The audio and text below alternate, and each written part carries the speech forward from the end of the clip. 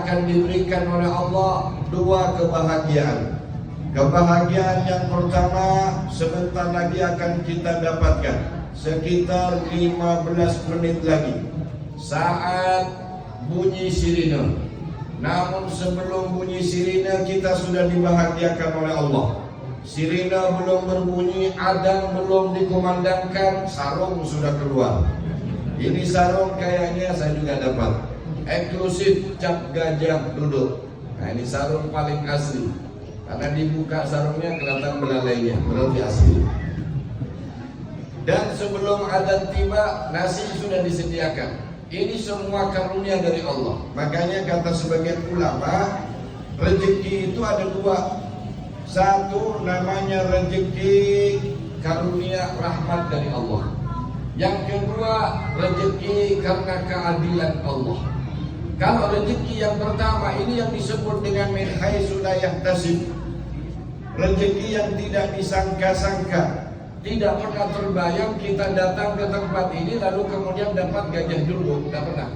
Siapa tahu pulangnya kita dapat gajah, kan belum tahu juga. Ini namanya rezeki karunia, pemberian Allah. Ada orang yang berusaha, ada orang yang tidak berusaha. Kalau itu rezeki sudah pasti didapatkannya. Tapi ada orang yang sudah di depan bibir minumannya, sudah di depan mulut makanannya, nggak jadi dimakan, nggak jadi diminum karena bukan rezeki. Kalau kita mau mendapatkan rezeki yang tadi, yang itu karena rahmat Allah, disebut dengan min haitsu la yahtasib, amalkan satu. Apa? Istighfar. Banyakin baca istighfar, terutama di waktu sahur dan menjelang subuh. Ada satu orang melarat, ada satu orang fakir miskin datang kepada Rasulullah. Ya Rasulullah, ulun ni miskin benar ya Rasulullah.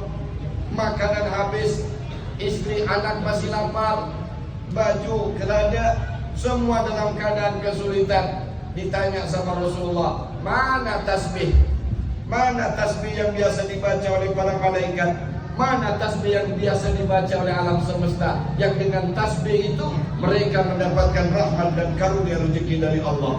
Orang tadi bertanya, ya Rasulullah, tasbih apa yang kau maksud? Rasulullah mengajarkan, kata Rasulullah, bacalah olehmu sebelum sholat subuh. Waktunya kapan? Waktunya mulai dari setelah adzan sebelum iqamat. Baca apa ya Rasulullah? Baca tasbih, subhanallah bihamdi, subhanallahil astaghfirullah. Tuh baca subhanallah bihamdi, subhanallahil astaghfirullah, subhanallah bihamdi, subhanallahil astaghfirullah. Mi'ata marrah, 100 kali. Siapa orang yang membaca tasbih ini, maka Allah akan kirimkan kepadanya rezeki dan karunia yang berlimpah. Walaupun orangnya berada dalam gua, pintunya ditutup dengan batu-batu yang tebal, tetap Allah kirimkan. Nah, mudah-mudahan kita bisa mengamalkannya. Ini barokahnya orang baca istighfar. Makanya orang yang melazimkan istighfar itu, kata Rasulullah, man lazimal istighfar. Siapa orang yang melazimkan untuk membaca istighfar, Allah akan memberikan kepadanya 3 perkara besar. 1, min kulli dhikin makhrajan. Dari setiap kesulitannya Allah akan berikan kemudahan. Allah akan berikan jalan keluar apapun masalahnya. Bisi hutangkah? Allah lunasi hutang. Belum dapat jodohkah? Allah datangkan jodoh. Hendak pun Allah datangkan juga. Semuanya, apa hajat kita diberikan oleh Allah. Betul? Yang kedua, kata Nabi sallallahu alaihi wasallam, orang yang melazimkan istighfar, min kulli hammin makhrajan, dari setiap kesedihan. Orang semuanya punya masalah, enggak ada orang yang tidak punya masalah. Hidup ini memang banyak ujian. Kalau banyak cucian namanya laundry. Hidup ini banyak ujian. Enggak ada orang yang tidak punya masalah. Cuman ada orang yang pandai menutupi masalah, sehingga kelihatannya tetap senyum, tetap ramah, tetap tenang, padahal berjumlah masalah di belakangnya. Kenapa dia bisa menutupinya? Tawakal kepada Allah. Dia tahu hidup ini akan berjalan sesuai dengan kehendak Allah, bukan dengan keinginan kita. Ya, hidup ini sudah diatur oleh Allah. Tugas kita berikhtiar, berjuang, berdoa, beribadah, memohon kepada Allah. Semoga Allah berikan jalan keluar untuk kita semuanya. Orang yang baca istighfar min kulli hammin farajan, dari setiap kegelisahannya diberikan oleh Allah kelapangan dada. Makanya kalau sumpah kata Habib Abdullah Al-Haddad, pernah datang orang kepada Sayyid Abdullah Al-Haddad, Sahibul Ratib. Ya Habib, kenapa saya ini gelisah? Kenapa saya ini galau? Kenapa saya ini tidak tenang ya Habib? Jawaban Habib cuma satu. Galaumu, gelisahmu, tidak tenangmu karena dosa-dosa yang kamu tidak mengetahuinya.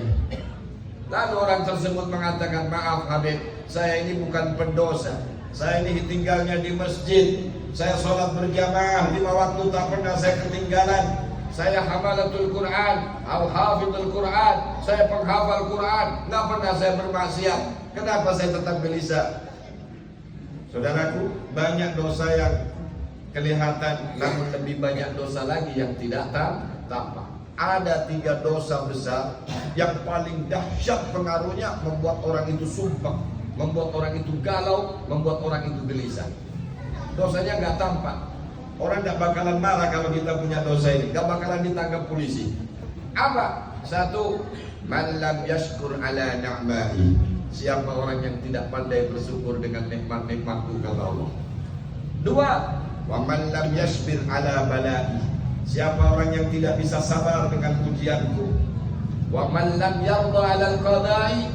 Dan barang siapa yang tidak ridha dengan ketetapanku, falyattahid rabban siwan, maka carilah Tuhan selain aku. Diusir orang ini. Padahal ketenangan itu kalau kita bersama dengan Allah, Allahumma antas wa minkas. Bagaimana kita bisa tenang kalau sudah diusir oleh Allah? Apa sebabnya kita diusir oleh Allah? Bukan dosa maksiat yang pernah kita lihat, bukan perzinahan, bukan pencurian, bukan karena membunuh, bukan karena yang lain. Ada 3 dosa besar yang membuat kita jauh dari Allah. Tidak syukur, tidak sabar, tidak ridha. Mudah-mudahan kita diberikan oleh Allah Subhanahu wa taala ketenangan hati. Pulang dari tempat ini menjadi orang-orang yang syakirin, orang yang pandai bersyukur kepada Allah. Sabirin, orang-orang yang sabar dengan ujian Allah, dan menjadi orang-orang yang ridha dengan ketetapan Allah Subhanahu wa taala. Saudaraku yang dimuliakan oleh Allah, mari kita semuanya memohon kepada Allah, mudah-mudahan pertemuan ini menjadi pertemuan yang menjadikan hikmah bagi kita semuanya. Pertemuan yang penuh dengan rahmat, baik mereka yang hadir maupun tuan rumahnya. Dan kita juga doakan Pak Abdul Aziz beserta keluarga beliau yang saat ini tasyakuran, ini namanya tasyakuran. Beliau dapat nikmat dari Allah, maka beliau tidak melupakan untuk bersyukur, tidak lupa juga untuk berbagi kepada sesama. Dan orang-orang yang kayak begini, ini adalah orang-orang yang disayang oleh Allah Subhanahu wa taala. Sedikit menutup, sebagai penutup, dulu di zamannya Nabi Allah Sulaiman alaihissalam, itu ada satu riwayat, ada seekor burung yang selalu hilang akan telurnya. Lalu burung tadi bilang kepada Nabi Sulaiman, ya Nabi Allah, ulun selalu kehilangan burung, kehilangan telur. Adakah bapak-bapak yang kehilangan telur di sini? Nah, periksa dulu. Kata burung, aku selalu kehilangan telur, ya Nabi Allah. Lalu Nabi Sulaiman mengatakan, tenang burung, akan aku utus satu pasukanku menjaga telurmu. Diutuslah jin. Oh jin, Nabi Sulaiman bisa ngomong sama jin. Utus jin untuk jaga hintalu burung tadi itu, supaya kalau dicuntan lagi sama pemuda yang mencuri telur. Ketika jin menjaga itu telur, datang lagi pemuda yang tukang nyuri ini, ngambil lagi. Jin yang diutus sama Nabi Sulaiman nggak bisa berbuat apa-apa, nggak bisa menjaga telur, nggak bisa mencelakai pemuda yang mencuri telur, nggak bisa menghalangi dia. Kenapa? Ternyata jin tersebut diusir sama malaikat-malaikat. Diusir sama malaikat-malaikat. Lalu kemudian Nabi Sulaiman tanya kepada malaikat, wahai malaikat, kenapa engkau usir jin-jinku yang menjaga telur burung tadi ini? Kata malaikat, bagaimana mungkin jinmu akan bisa menghalanginya?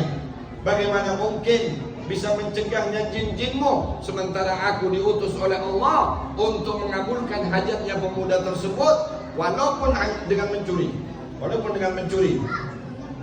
Ternyata si pemuda tadi setiap sukunya bersedekah di jalan Allah Subhanahu wa taala. Jadi orang-orang yang bersedekah itu dijauhkan oleh Allah dari bala dan bencana, tetap disayang oleh Allah Subhanahu wa taala. Dan mereka orang-orang yang bersedekah besok di yaumil qiyamah, di saat orang semua kepanasan, semua orang dalam keadaan kehausan, orang-orang yang rajin bersedekah mereka dipayungi oleh Allah Subhanahu wa taala sampai selesai urusannya di padang mahsyar, tidak pernah kepanasan. Siapa?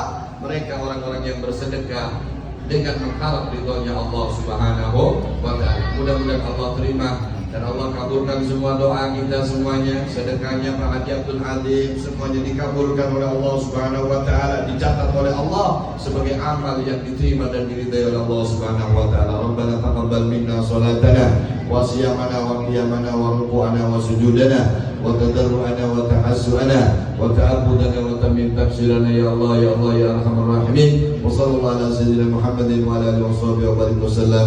Alhamdulillahirabbil alamin.